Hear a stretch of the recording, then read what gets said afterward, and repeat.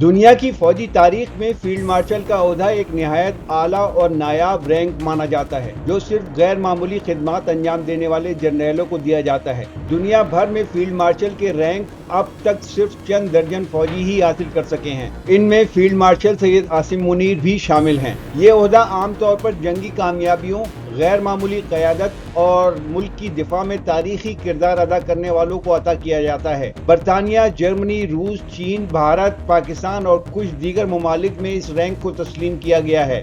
برطانیہ میں lord Mount beaten اور ڈگلس ہیگ جیسے فوجی اس منصب تک پہنچے۔ جرمنی میں ایرون رومل، سوویت یونین میں جارجی زوکوف کو یہ اعزاز دیا گیا، جبکہ چین میں زی ڈونگ اور لین پیاؤ کو فیلڈ مارشل کے طور پر یاد کیا جاتا ہے۔ برصغیر میں بھارت کے سم مانک شاہ اور پاکستان کے جنرل ایوب خان کو بھی فیلڈ مارشل کا رینک ملا، جبکہ جنرل عاصم منیر کو بھی فیلڈ مارشل کا رینک عطا کیا گیا۔ مگر جنرل ایوب خان اور جنرل عاصم منیر کے فیلڈ مارشل بننے میں ایک واضح فرق یہ ہے کہ جنرل ایوب خان نے خود ہی اپنے آپ کو فیلڈ مارشل کے عہدے پر ترقی دے دی، کیونکہ اس وقت وہ پاکستان کے صدر بھی تھے۔ لیکن جنرل عاصم منیر کو باضابطہ اور باقاعدہ طور پر حکومت کی طرف سے ان کی خدمات کے اعتراف میں فیلڈ مارشل کے منصب پر فائز کیا گیا۔